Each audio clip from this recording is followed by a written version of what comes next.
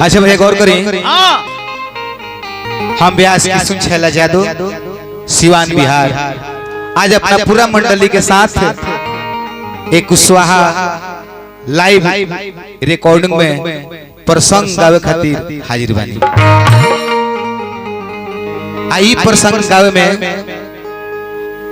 हमरा से चाहे मंडली से कोनो प्रकार की गलती हो जाओ, त्रुटि हो जाओ, तो एगो घर के सदस्य समझ कर वो सब क्षमा करो। आज के प्रसंग उहे बा कि हमनी के हिंदू समाज में अष्टजाम कब से शुरू भई। एक दिन हनुमान जी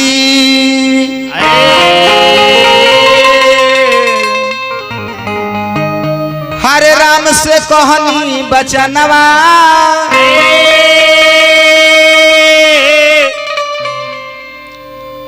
आज्ञा देती रौरा तो माता अंजनी के कोईती दर्शनवा। सुन बात हनुमान के हरे राम जी बोलनी मुस्काई, अरे गावत की सुन छैला आज परशुराम व्यास जी दिहने लिखाई। ए भैया देखी जौना बेरा भगवान श्री रामचंद्र जी के राज काज चलत रहे, सब बढ़िया ठीक ठाक से चलत रहे। तो एक दिन हनुमान जी भगवान से कहनी कि हे भगवान राम, ढेर दिन रहत लगे हो गई, तो तनी आदेश देती तो तनी अपना माई अंजनी से तनी हम भेंट करके होती। तब भगवान कहते में का दिक्कत बा, जा अब तो सब ठीक बढ़ले बा, जा अपना महतारी अंजनी से भेंट करके आवो। हनुमान जी अपना महतारी अंजनी से भेंट करे खातिर चल देले बने।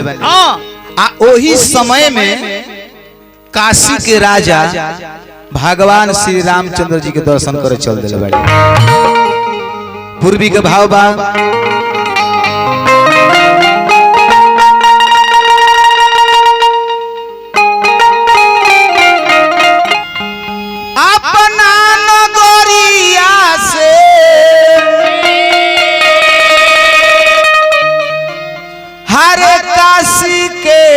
जानवा अयोध्या में, अरे करे खातिर अरे राम दर्शनवा चलले अयोध्या में।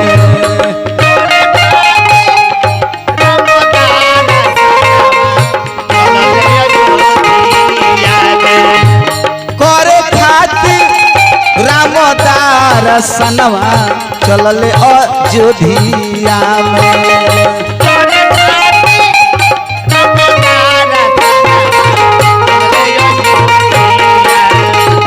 देखिए भैया हनुमान जी इन्हें अयोध्या से चल गए बनी अपना माता अंजनी के दर्शन करे, आ इन्हें काशी राजा राम जी के दर्शन करे खातिर आवत। देखी कौन घटना रास्ता में घटता। नारद जी से भेंट भइल, बहुत कुछ सेट भइल।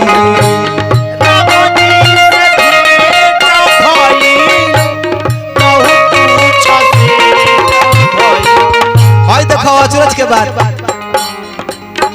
रास्ता में नारद बाबा भेटा गइले, जेकर नामे है नारद। उनकर काम कोनो रद होला धर्मेंद्र,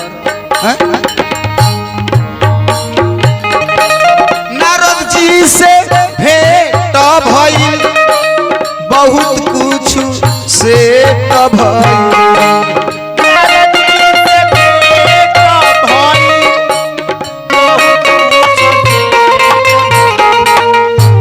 छैला जादू गावो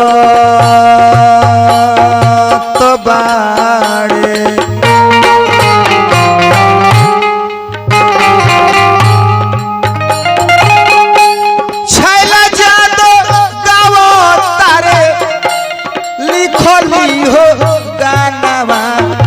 अयोध्या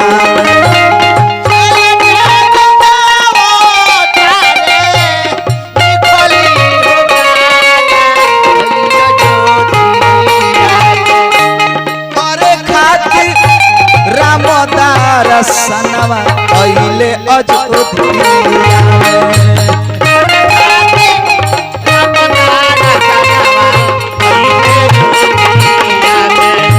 करे खातिर रामदारा सनवा अइले अयोध्या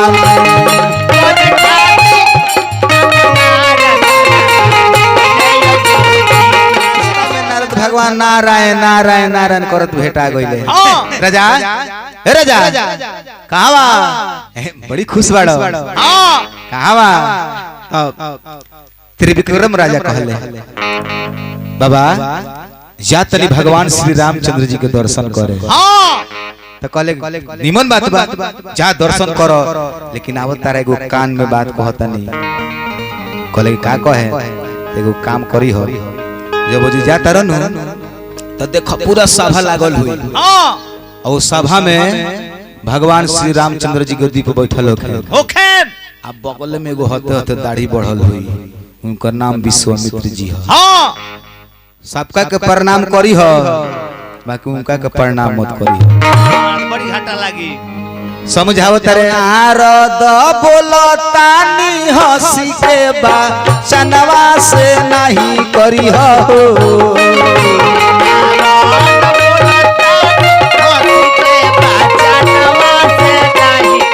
ए राजा नारद बोलतानी हंसी के बा चनवा से नहीं करी हो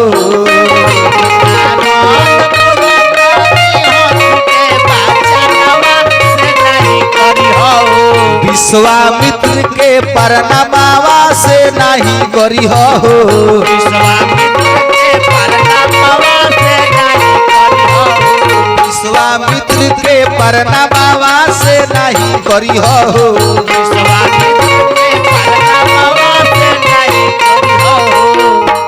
राम जी के करी हो तू आदर साता करवा से नहीं करी हो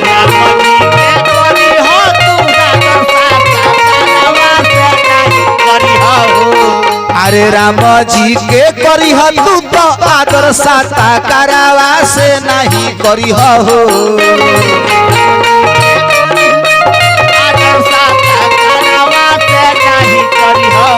विश्वामित्र के परनामावा से नहीं करी हो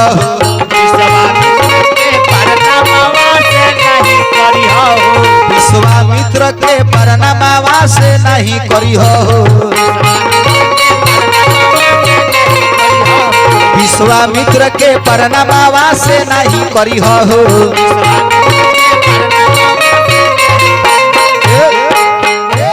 कबो कबो सिखावल बुद्धि कामो करेला आ कबो कबो फेलो कर देला अब तो सीख लले कि हां जाए के बस सबका के प्रणाम करे के बा लेकिन दाढ़ी वाला विश्वामित्र जी बैठल उनको के प्रणाम नहीं के करे नारद जी के बतिया मान के आ राजा पहुंच गइल बड़े राम के दरबार में भरल सभा जी लागल बा सभे लोग बैठल बा राम जी बैठल बनी सब ऋषि महर्षि बैठल बनी आ विश्वामित्र जी बगल में बैठल बनी राम के प्रणाम कइले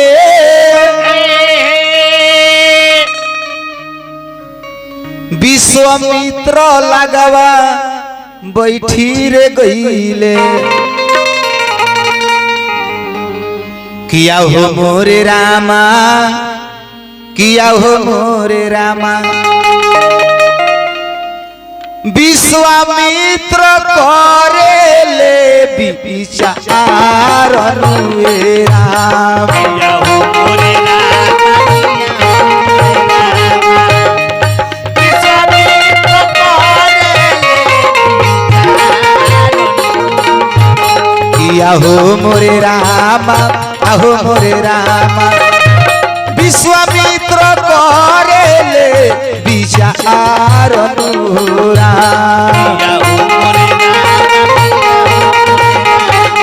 विश्वामित्र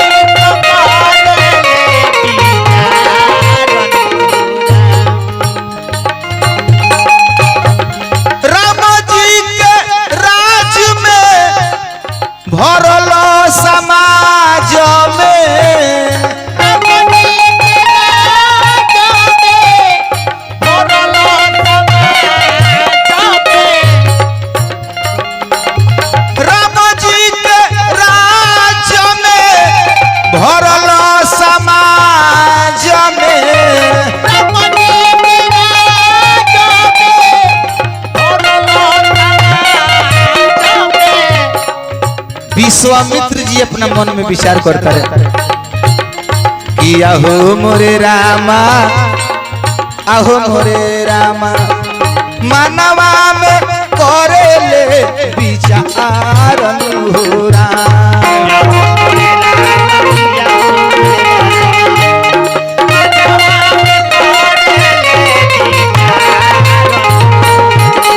आहो मोरे रामा, आहो मोरे रामा, मानवा में करे ले विचार अनुरा।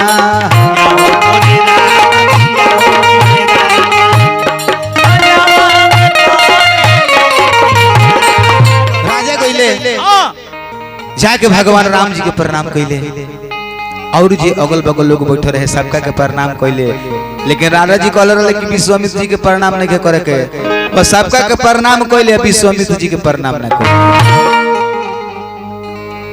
अब तो विश्वामित्र जी के बड़ी अनादर बुझाइल की बतावा के बगले में होई बैठल बड़े, इनका के प्रणाम क दहलस, हो बैठल बड़े हुनकरा के प्रणाम क दहलस, होई बैठल बड़े हिनकरा क दहलस, आ हमरा के प्रणाम ना कैलस। बड़ी मन में दुखित भइल। तो देखो होशियार आदमी बानू, होशियार आदमी ना लोग कहले कि जहर से ना मुंह आवेला ना, जहर देबो तो फंसिए जइबो, मीठा से मुंह आवेला। होशियार आदमी का करेला? अगर आजकल के जे आज एक कलयुग में जे होशियार बा, केहू के घर बिगाड़े के बा तो किंग बिगाड़ देता, खूब बढ़िया दोस्ती क के दूसरा से दारू पिया के उनका के बिगड़वा देता, अपने ना चिन्हाई। अच्छा मान लो गोली से मारी तो फंसिए जाई, हां जी, आ होई हूं करे के खून पियई है तो नासा जब नासा धली तो नासा नाश कर देला। ए भाई बाद में डाला जाई ओई में। होशियार आदमी मन के बात मन में रखेला। ऐसे लिखल बा कि 8 जगह इंसान के ना बोले के चाहिए। जैसे में रास्ता धके जाता रह, आ बीच रास्ता में जाता रह, हे घर से झगड़ा भइल, हां आ तू गोइल फटर फटर पड़ लगबो तो फटर फटर पिटाई ना लगबो। अच्छा मान लो कौना काम खातिर झगड़ा भइल बा, कौना खातिर ने गोइल तू फटर फटर बोले लगल। कहीं पंचायती होता तो वो पंचायती में पहले दोनों पक्ष के बात जान लहल जाला, तब कोनो अपन बात धइल जाला। ऐसा 8 गो जगह बा जौना जगह पर चुप रहे के चाहिए। गंभीर व्यक्ति के यह निशानी हो। विश्वामित्र जी मन में यह बाड़े। शाम के समय भइल जब सभा टूटल, भगवान श्री रामचंद्र जी जब विश्वामित्र जी के चेहरा देखनी तो कहनी कि बाबा ए बाबा ई पहले बताई कि राउर चेहरा मलिन काहे बाटे, काहे राउर चेहरा मलिन बा? तो ईश्वर से कहनी कि ना ना कोनो ऐसी बात नहीं है, अब हमरा बुझाता कि अब राजसभा में हम ओइबे ना करे। राम जी कहनी काहे?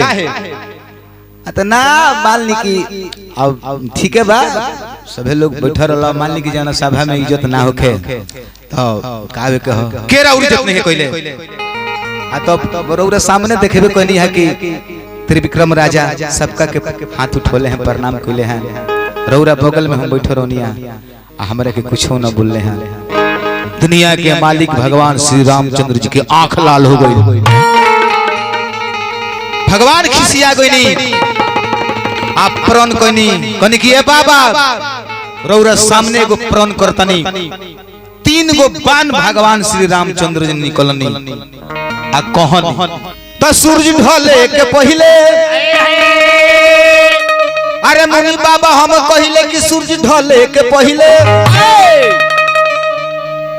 तो सूरज ढले के पहले आ मुनि बाबा हम कहिले तुम्हारे काशी के जान हम प्रण करिले, काशी के जान हम प्रण करिले। भगवान कहनी कि बाबा का देश बा? तो कहनी कि हमें सभा में आएम कब कि जो हमरा इज्जत करो रे बदला ले। तब भगवान कहनी कि हम प्रण करतनी सूरज डूबे के पहले अगर राजा के हम बाण से ना मार दहनी तो खुद हम अयोध्या में अपन मुंह ना दिखाए। अब इन्हें हाला हो गई कि दुनिया के मालिक भगवान रामचंद्र जी प्रण कर ले बनी कि राजा के प्राण सांझ किरण डूबे के पहले प्राण चल जाए। ऐसे कह जाला कि दूसरा के कहला में ना रह जाला। भगवान हमने के बुद्धि दिले बड़े चले के पढ़े के लिखे के बोले के सीखे के सब कुछ। अगर केहू कोनो बातों कहतो बा तो जरूर तनी विचार करे के चाहिए कि काहे हमरा के कहता। और फिर अभी बाबा के खोज लगले कि बाबूआ कहां गइले दादा। उनु कहले रहो उनके प्रणाम नहीं करे के देखो प्रणाम नहीं कोले त इदा सब होइल बाबे हो गइल हमारो आ तले अरे बीड़ा बाबा जाओ त नारद बाबा आ गइले। बीड़ा बाबा जाओ त नारद बाबा आ गइले।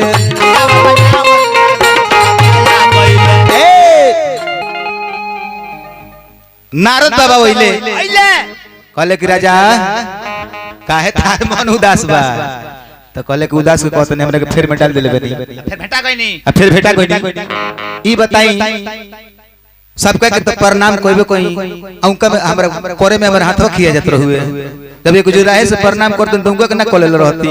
अब बताई अब भगवान हमरा के पान से मार दी किरण डूबे के पहले कोनो ऐसा उपाय रो बताई कि हमर प्राण बच जाओ। नारद जी कहले कि एगो उपाय बा। हनुमान जी गइल बड़े अपना माता अंजनी से भेंट करे अभी पहुंचल नहीं खान आ उनका पहले तू चल जा आ चरण धली हो ठीक बा। चरण धली हो हनुमान जी के माई के आ जब तक ले तहरा के वचन ना दी हैं तहर प्राण के रक्षा के तब तक ले चरण मत छोड़ी। अब जी से दौड़ल दौड़ल राजा पहुंचल बड़े माता अंजनी के लगे हनुमान जी के माई के लगे जाके गुड़ पे गिरल बड़े आ का कहता रे अरे सुनबू तो सुनबू ये माई अरे हमारो बचानावा हो तो सुन लो ना धरी कर ध्यान दी।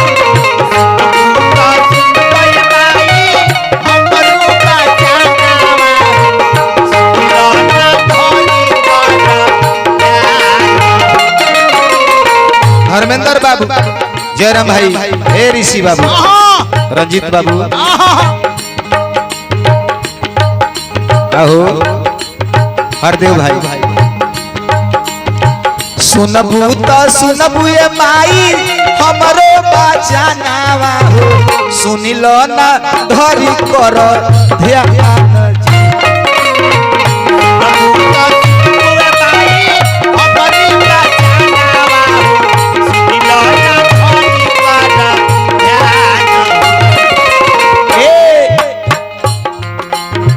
शाम के समय आई हमरो जे जनवा जाई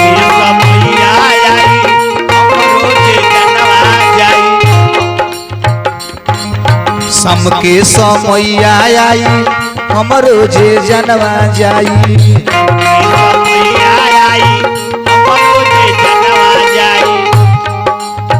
आफत में पड़ल बाटे प्राण जी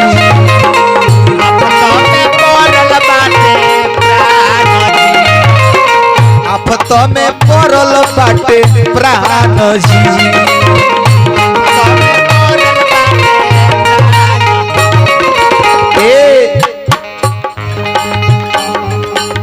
लिखे परशुराम गाना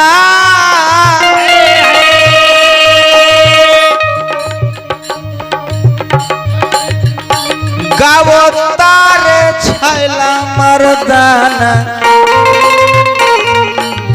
जिला तो जे करसी वाहन जी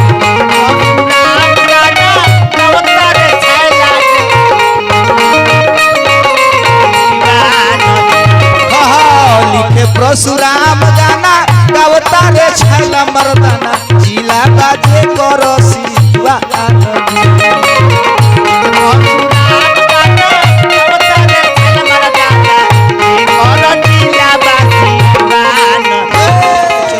कहले बड़े हनुमान जी के माई अंजनी के अंजनी पीछे तर के हुआ तू काहे हमर पर पकड़ो पर छोड़ो का आइल बड़ो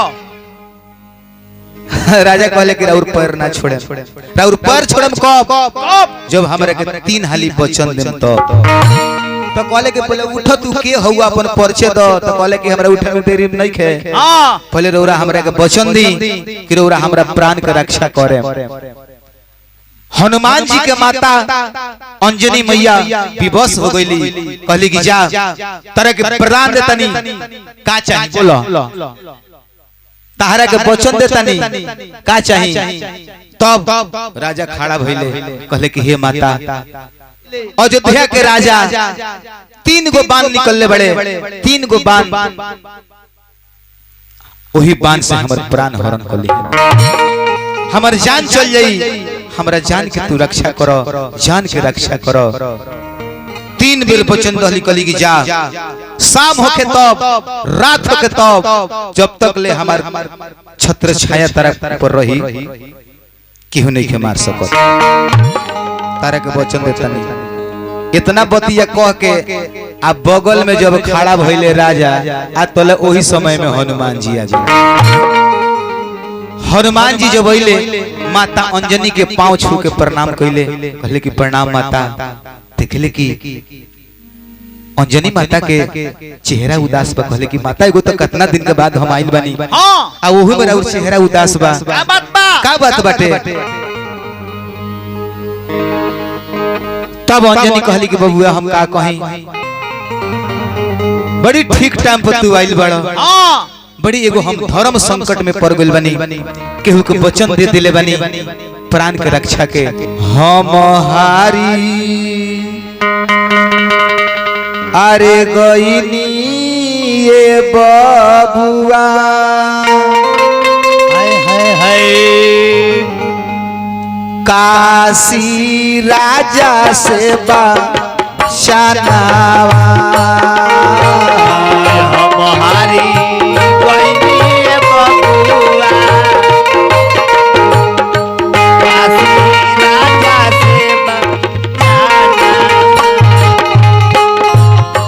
हारी गईनी बबुआ काशी राजा से बचानावा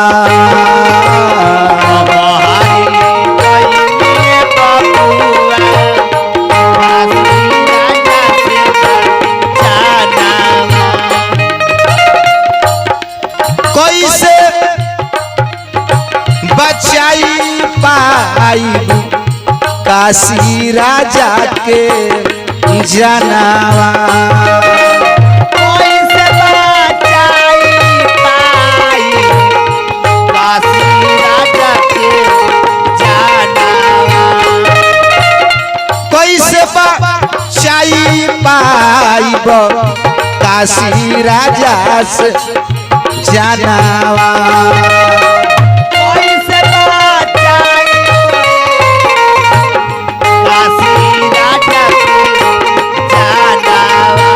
संझिया के बेरावा हो राम जी अयोध्या के राजा राम प्रण कइले बने संझिया के बेरावा ए बबुआ जाई इनी कर जनावा संझिया के बेरावा ए बबुआ जाई हनुमान जी के माता कहले कि बबुआ हनुमान ए बाबू इहे तो हम धर्म संकट में पड़ल बानी कि 3 बेर वचन हम दे देले बानी अभी कर प्राण के रक्षा हम किए करे माता की हो तो अयोध्या के राजा रामचंद्र जी हैं हनुमान जी कहने कि भगवान अब भगवान प्रतिज्ञा कइले बानी करे के मारे के इतना बतिया जब हनुमान जी सुननी तब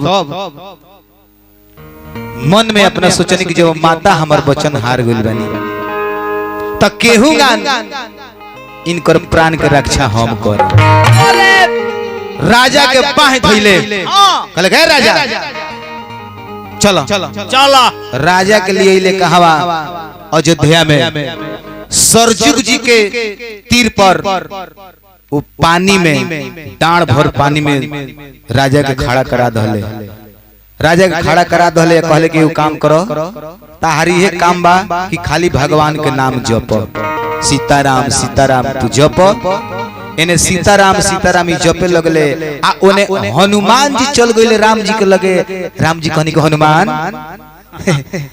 बड़ी जल्दी कइला हमरे, बड़ी हालदी आ गइल, का बात बा? तो कहले कि ना ऐसे गनिए भेंट करके चलनी। हां एगो रोड़ा से हम आज वरदान मांगे के चाहते हैं। भगवान तो हंसल लगनी को हनुमान था आज ले कुछ नहीं घन मांगले, अब मांगे के कहत रे।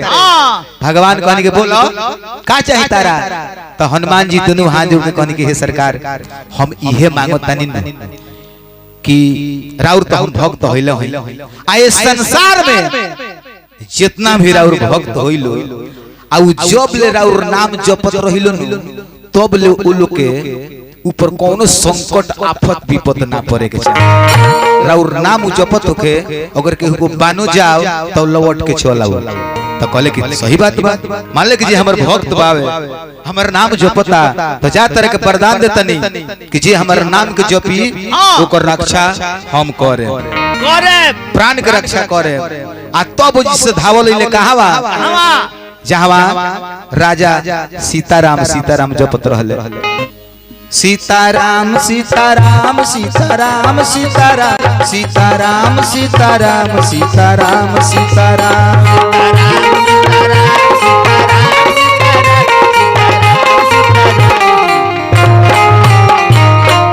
सीताराम सीताराम सीताराम जपत रे। आ हनुमान जिया को जी गद्दा लेके तैयार बने। आ एने भगवान राम जी अब किरण डूबे के चाहता, एगो बाण निकल ले। अब बाण निकाल के जब सन देना मरले, बाण गोइल बाण गोइल कहावा जहां त्रिविक्रम राजा सीताराम सीताराम जपत रहले। तो सीताराम सीताराम जपत रे अब बाणवा चारों बगल से घुरी आवत। इससे कि भगवान वरदान देले रहनी कि जे और नाम जपी ओकरा ऊपर कोनो संकट ना पड़ी। हनुमान जी हंसतनी तब सीताराम सीताराम जपत रे। अब बानवा चारों बगल से नाचता। तब कहनी गए खाली उहे जप बाबू है तनी में मान जी के भक्त होई तो तनी हमरो में नामवा जोड़ो। देखी भैया शांति सरोवर सब सुनतनी भगवान के कथा प्रसंग जे सुनेला न ओकरा घरे भगवान कुछ के कमी ना दिले। तब जनतन का जपत रे जय सीताराम जय जय हनुमान जय जय सीताराम जय जय हनुमान जय सीताराम जय जय हनुमान जय जय सीताराम जय का बाण लौट के चल गई। राम जी सोचनी की बाण काहे लौट के चल आई? प्राण राजा को भी ले ना गई। दूसर का बाण भगवान श्री रामचंद्र निकालतनी। राम जी के चलल बनवा हो राजा के समानवा चलल बनवा हो देखी राजा के समानवा। राम जी के चलल बनवा हो देख राजा के लगवा। चलल बनवा हो देख राजा के लगवा। दूसर का बाण जो भगवान राम जी मरनी तब तक ली जपत रहले जय सिया राम जय जय हनुमान जय सिया राम जय जय हनुमान। उहो बाण लौट के चल गई। फिर तीसर का बाण भगवान राम जी निकलनी कहनी कि अब सूरज ढल जाई है। तीसर का बाण जब चलवनी तीसर को बाण लौट के चलाई। तब ये गुरु वशिष्ठ जी के संग में लेके भगवान रामचंद्र जी वो गंगा जी के तीर पहुंचे लोग कि आखिर हमरा अस्त्र के काटे या लगे बाबे। भगवान श्री रामचंद्र जी आईनी तो देखो तनी कि हनुमान जी गद्दा लेके तैयार बनी आने जगरा के मारे के हम कहले बने वो का करता रे सीताराम सीताराम सीताराम सीताराम सीताराम सीताराम सीताराम सीताराम।